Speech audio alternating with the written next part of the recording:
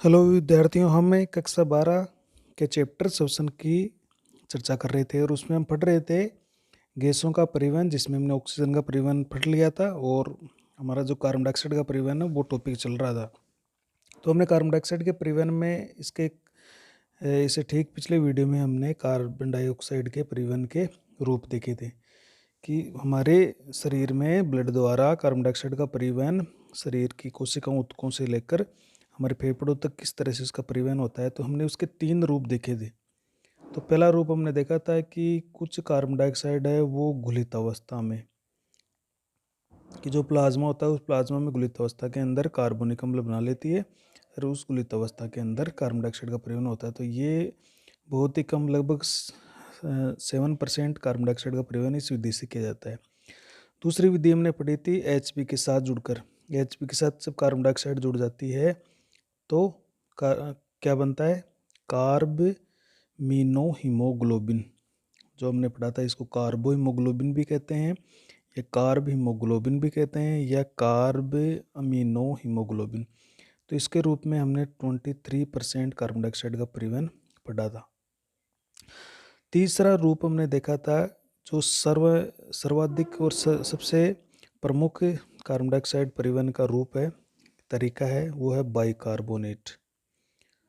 Bicarbonate के रूप में। तो मतलब होता क्या है कि कार्बन डाइऑक्साइड है वो HCO3 के रूप में किस तरह से रुधिर के द्वारा परिवित हो रही है। तो इस तरह से अपन देखेंगे कि ये है, एक तो घुलित अवस्था में तो क्या होता है कि कार्बोनिक अम्ल बनता है और वो कार्बोनिक अम्ल ऊतकों में बना और वहाँ से ब्लड में घुलकर, प्लाज्मा में घुलकर सीधा फेफड़ों में आ गया और वायु कुपिका में वो कार्बनिक अम्ल वह पुनः कार्बन डाइऑक्साइड और जल में टूट जाता है। कार्बन डाइऑक्साइड फेफड़ों से बाहर निकल जाती है। कुछ HB है, वो HB का एक अणु है 4 कार्बन डाइऑक्साइड के अणुओं को लेकर आता है और वो फेफड़ों में आकर छोड़ देता है। तो हम इसका एक प्रभाव और देखेंगे, हेल्डेन प्रभाव। हेल्डेन ये होता है कि हीमोग्लोबिन द्वारा फेफड़ों में या वायु कोशिकाओं में कार्बन डाइऑक्साइड को मुक्त करने के प्रभाव को हम हेल्डेन प्रभाव कहते हैं। इससे पहले अपने एक बोर प्रभाव भी पढ़ा था। बोर प्रभाव इससे उल्टा है। बोर प्रभाव क्या है? ऊतकों में ऑक्सीमोग्लोबिन द्वारा ऑक्सीजन की मुक्ति, वो तो है बोर प्रभाव। और कुपिकाओं में कार्बमिनोहीमोग्लोबिन द्वारा CO2 की मुक्ति, वो है हेल्डेन प्रभाव, जिसकी अपन चर्चा करेंगे। तो आज का मुख्य टॉपिक है हमारे कि बाइकार्बोनेट के रूप में, जो कि 70% कार्बन डाइऑक्साइड का परिवहन करता है। तो इस तरह से टोटल हो जाते हैं 23 और 7 23 और 70 100। तो सर्वाधिक जो प्रमुख रूप है कार्बन डाइऑक्साइड परिवहन का, प्रमुख रूप या जिसको अपन कहते हैं विधि है, ये हमारे शरीर में कार्बन डाइऑक्साइड परिवहन करने का सबसे प्रमुख जो रूप या विधि या तरीका, ये है बाइकार्बोनेट के रूप में परिवहन कार्बन डाइऑक्साइड का। तो ये कैसे होता है हम इसको समझेंगे बाइकार्बोनेट के रूप में, जिसमें 70% कार्बन डाइऑक्साइड का परिवहन बाइकार्बोनेट के रूप में ही किया जाता है। अब ये होता कैसे, इसको हम समझेंगे। तो अपने एक देखो, ये रुधिर द्वारा इसका परिवहन हो रहा है, ये तो निश्चित बात है। तो अगर हम जैसे एक रुधिर को 2 भागों में बांट लें, रुधिर के 2 भाग पार्ट्स पाए जाते हैं। एक तो होता है उसका प्लाज्मा और एक होती है उसकी, जैसे हम ले लें RBC, ये RBC है। तो इस तरह के 2 हम अपन ले लें। ये तो इसका तरल भाग हो गया और इसका ठोस भाग, जिसमें एक RBC मुख्य, जिसमें हीमोग्लोबिन भी पाया जाता है। तो होता क्या है कि हमारी RBC एक कोशिका है। RBC एक कोशिका है और कार्बन डाइऑक्साइड को सभी कोशिकाएं उपापचय क्रियाएं करती है। उन उपापचय क्रियाओं करने के दौरान उसमें कार्बन डाइऑक्साइड का फॉर्मेशन होता है, निर्माण होता है। जैसे RBC एक कोशिका है तो इसके अंदर HP रहता है और कोशिका द्रव्य भरा हुआ रहता है। बाकी अन्य कोशिकाएं इसमें नहीं पाए जाते हैं। तो RBC में होता क्या है कि यहाँ पर कार्बन डाइऑक्साइड जो बनी वो RBC के अंदर, अपना RBC के अंदर बात कर रहे हैं, RBC यानी लाल रुधिर कणिका के कोशिका द्रव्य में जो कार्बन डाइऑक्साइड उत्पन्न हुई वो कोशिका द्रव्य में पानी होता ही है, उस पानी से क्रिया करेगी और पानी से क्रिया करेगी यहाँ पर H2CO3 बना लेगी।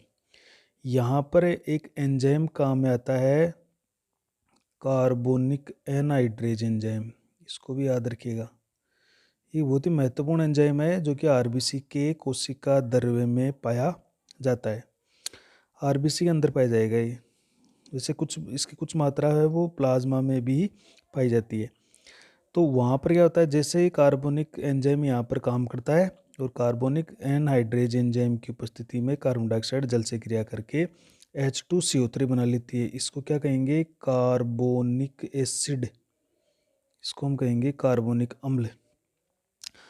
अब ये क्या होता है, कार्बोनिक अम्ल कुछ समय में यहीं पर, ये जो कार्बोनिक अम्ल है ये आरबीसी के अंदर ही एक तो H धन आयन और बाइकार्बोनेट के अंदर विघटित हो जाता है। ये टूट गया यहीं पर, आरबीसी के अंदर ये काम हो रहा है।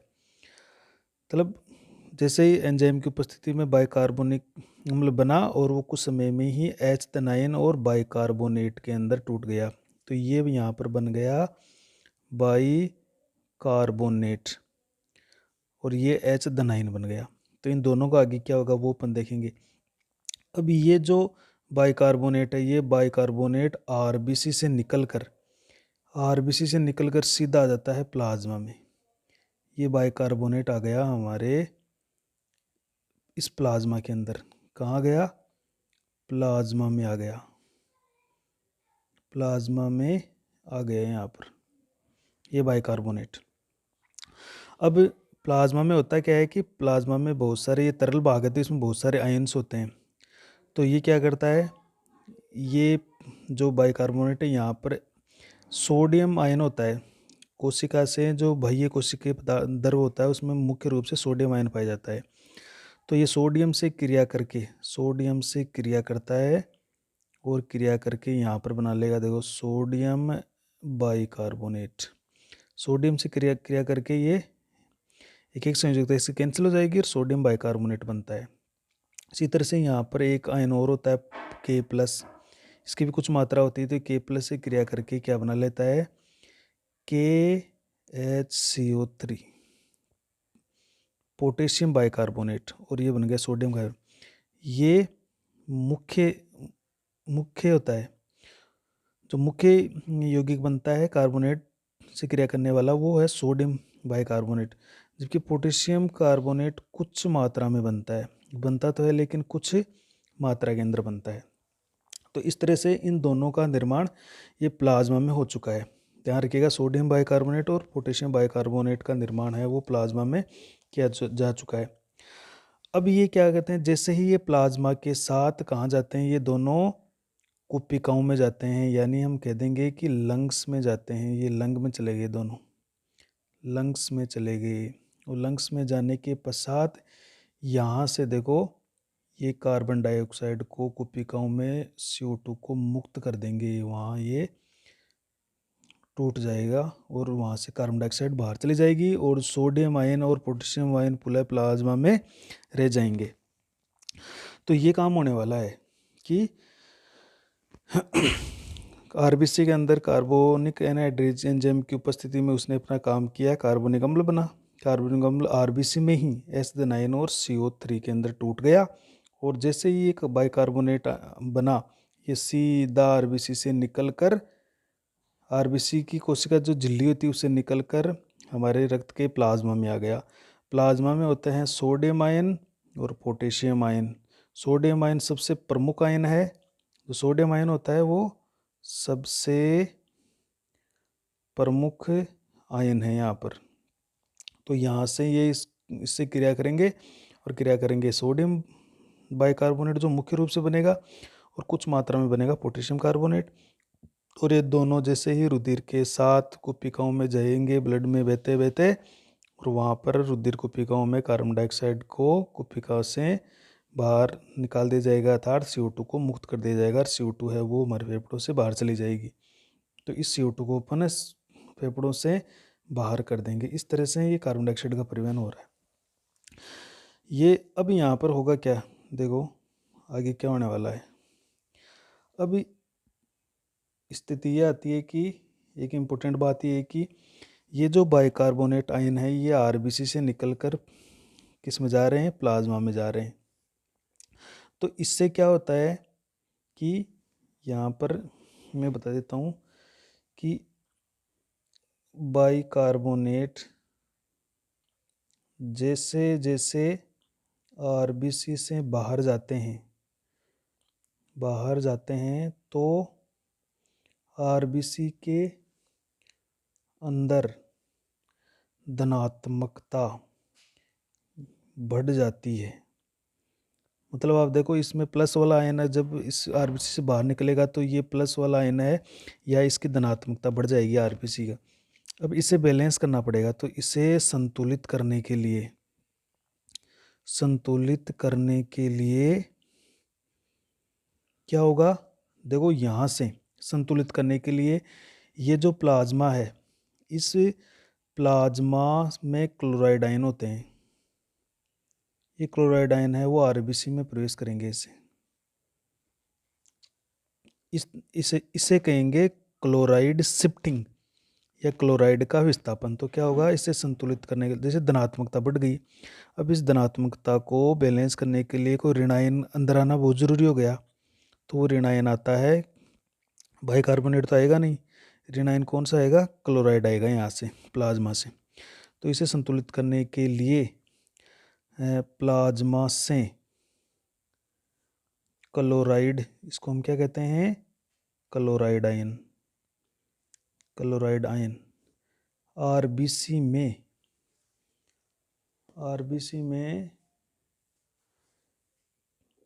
प्रवेश करते हैं। इस प्रक्रिया को क्लोराइड विस्थापन, या इसको हम कहेंगे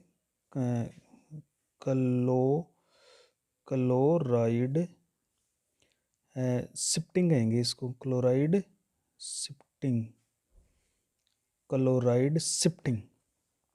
कहते हैं। ये एक इम्पोर्टेंट वर्ड है कि क्लोराइड शिफ्टिंग कब होता है, तो जब बाइकार्बोनेट आरबीसी से बाहर निकल जाते हैं। इसे हेम बर्गर घटना भी कहते हैं। हेमबर्गर ने इसको समझाया था, इस कारण इसको हेमबर्गर घटना भी कहते हैं। अब ये क्लोराइड क्या होते हैं, ये क्लोराइड आयन है वो अंदर पहुंचते हैं, और अंदर जो ये क्लोराइड आयन्स होते हैं, ये अंदर जो पोटेशियम आयन होता है से क्रिया कर KCl बना लेते हैं और संतुलन स्थापित हो जाता है। देखिए जो पोटेशियम आयन होता है वो कोशिका के अंदर सबसे प्रमुख आयन है, जबकि कोशिका से बाहर सबसे प्रमुख आयन सोडियम आयन होता है। तो ये हमें जब जीवद्रव्य पढ़ा था उस टॉपिक में अपन ये बात तो पढ़ चुके हैं। तो यहाँ पर ये बैलेंस बनाने का काम हो गया, तो क्लोराइड शिफ्टिंग हो गई। ये अपने इसकी क्लोराइड शिफ्टिंग की बात थी। अब देखो एक चीज़ और बच गई यहाँ पे, ये जो H धनायन है इसका क्या होगा। तो ये है कि अगर आरबीसी में इस तरह से ये कार्बनिक अम्ल टूटेगा तो एच धनायन बनेंगे, और एच धनायन बनेंगे तो आरबीसी की जो अम्लता है वो, या पीएच है वो घट जाएगी, पीएच घट सकती है। तो उस पीएच के घटने से क्या होगा, अम्लता बढ़ जाएगी, जो कि ब्लड के लिए सही नहीं होगा। तो इस बात को रोकने के लिए, यानी जो रुधिर की पीएच है वो घटे नहीं, इसके लिए इसका क्या करेंगे, तो इसका करता है HB काम करेगा यहाँ पर। तो क्या करेगा कि देखो बाइकार्बोनेट का तो सॉल्यूशन ये हो गया कि बाइकार्बोनेट जब बाहर गए तो वहाँ से कौन आ गए संतुलन के लिए, क्लोराइड शिफ्टिंग हो गई। लेकिन एच धनायन का क्या करेंगे, तो ये तो रक्त में ही है, तो यहाँ पे एच धनायन क्या होगा कि दूसरी इंपॉर्टेंट बात ये है कि H2CO3 के विघटन से ये बने, है ना, HCO3 के विघटन से, ये विघटन हो गया, तो इसके विघटन से क्या, विघटन से आरबीसी में H धनायन बनते हैं जो रक्त की पीएच को घटा सकते हैं। और रक्त की पीएच हम जानते हैं कितनी होती है, नॉर्मली 7.4, ये कि लगभग सेम सी रहती है 7.4। इसके पीएच ज़्यादा घटती नहीं है, घटेगी तब रुधिर के अंदर कई तरह के बाधाएं उत्पन्न होगी। तो रक्त की पीएच घटा सकता है ये, तो ये क्या करेगा, इसे कंट्रोल करने के लिए, यहाँ आता है फिर HB। तो यहाँ कंट्रोल करने के लिए HB एक बफर पदार्थ की तरह काम करता है। यहाँ पर HB अपना काम करेगा तथा यह H प्लस के साथ जुड़कर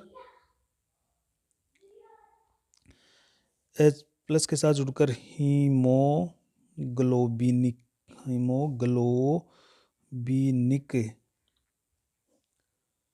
अम्ल बना लेता है।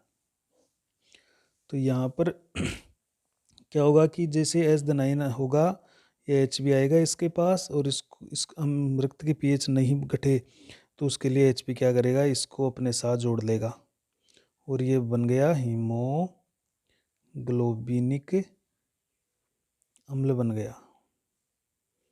ये यहाँ पर ये स्थिति आएगी, हीमोग्लोबिनिक अम्ल बन गया। और ये हीमोग्लोबिन अम्ल क्या करेगा, फिर कुछ मात्रा में कार्बन डाइऑक्साइड को जोड़कर कार्बमिनो हीमोग्लोबिन बना लेगा, और उस कार्बमिनोग्लोबिन जब कोशिकाओं में जाएगा तो वहाँ से कार्बन डाइऑक्साइड है वो फेफड़ों में मुक्त हो जाएगी, और फिर से ये H धनायन है वो आरबीसी में आ जाते हैं। तो आगे क्या होगा, ये जो कार्बमिनो हीमोग्लोबिन है, ये जो HBH अर्थात हीमोग्लोबिन है, ये CO2 से क्रिया करके क्या बना लेगा, कार्बमिनो हीमोग्लोबिन बना लेता है। तो इसने ये बना लिया, कार्बमिनो हीमोग्लोबिन बना लिया। अब ये कार्बमिनो हीमोग्लोबिन बन गया। अब ये क्या करेगा, ये जैसे ये कार्बमिनो हीमोग्लोबिन जैसे ही फेफड़ों में आता है, फेफड़ों में ये जाकर वहाँ पर क्या कर देता है, CO2 को मुक्त कर देता है।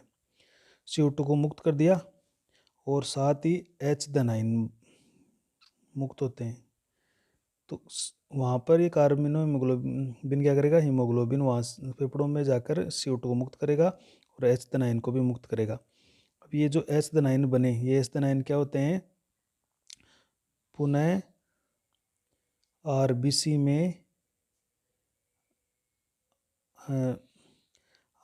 में रह जाते हैं। अब वापस क्या होगा, जैसे आरबीसी में रह गया वहाँ से क्या होगा, आरबीसी से क्लोराइड आयन प्लाज्मा में चले जाते हैं, और प्लाज्मा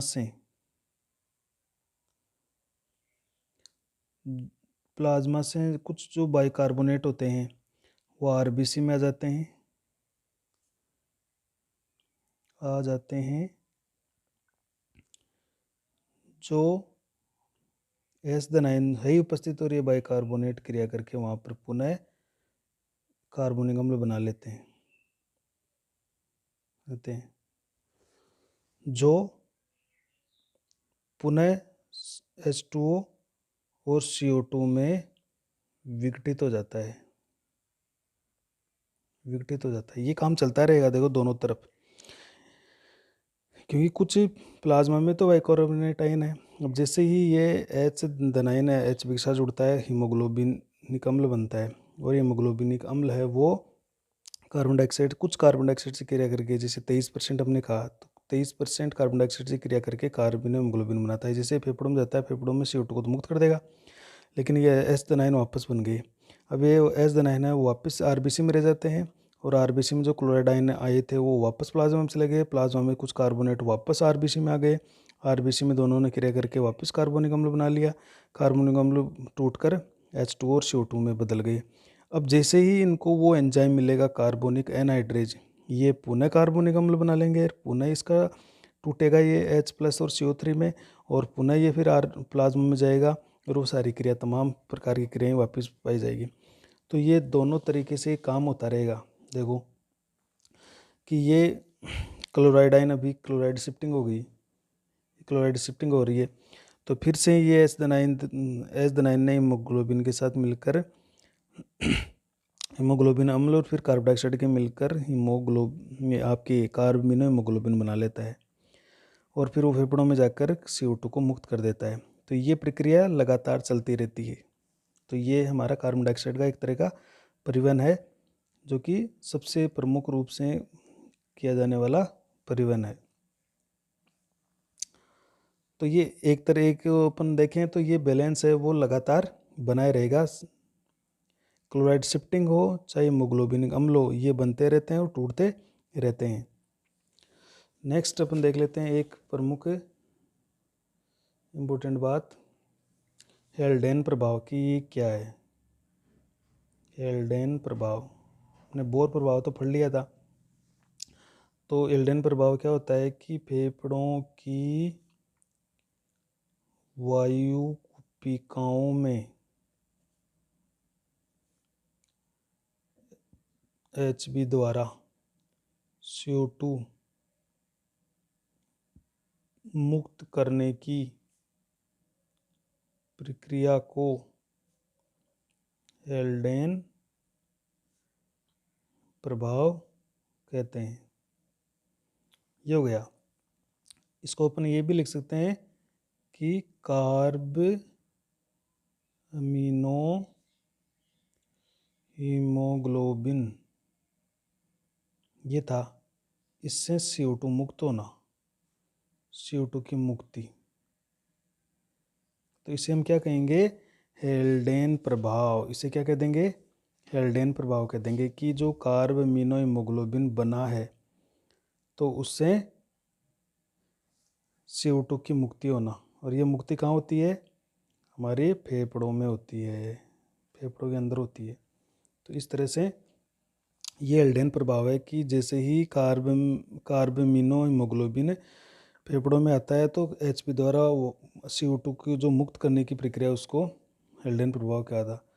तो हमने एक बोर प्रभाव भी पढ़ा था, एक बार इसको रिपीट कर देता हूँ। बोर प्रभाव क्या था, बोर प्रभाव इसका उल्टा था कि जो ऑक्सीमोग्लोबिन था, ऑक्सीमोग्लोबिन उसके द्वारा O2 की मुक्ति, और ये O2 की मुक्ति कहाँ होती है, ऊतकों में होती है।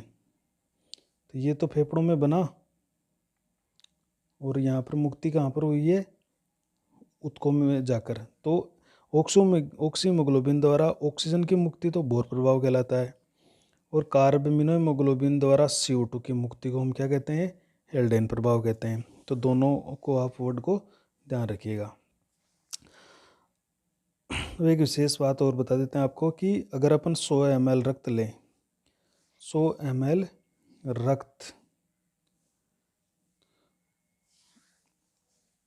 100 ml रक्त कुपिकाएँ जो होती है हमारे फेफड़ों की, कुपिकाओं में लगभग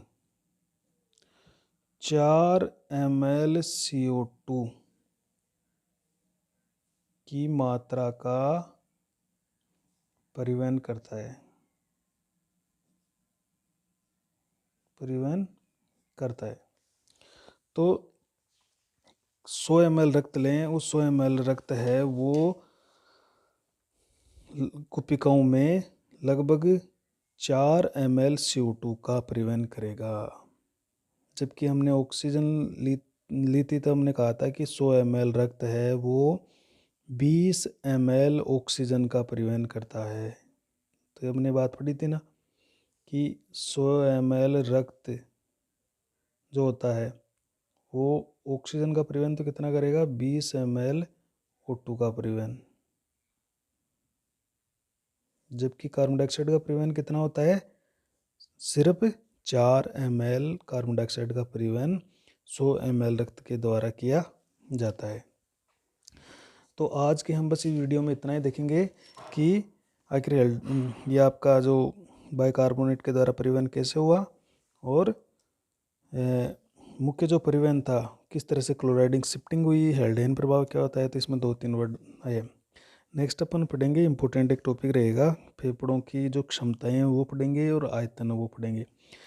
जिन साथियों ने, विद्यार्थियों ने अपने चैनल को अभी तक भी सब्सक्राइब नहीं किया है वो रेड बटन को दबाकर सब्सक्राइब करें और बेल आइकन को प्रेस करें, ताकि जैसे मैं कोई नया वीडियो पोस्ट करता हूँ आपको उसका नोटिफिकेशन मिल जाएगा, आपके पास उसका मैसेज चला जाएगा। और अपने इस चैनल को ज़्यादा से ज़्यादा अन्य साथियों और अपने अन्य दोस्तों के साथ शेयर भी करें, ताकि उन्हें भी इसका फ़ायदा मिले।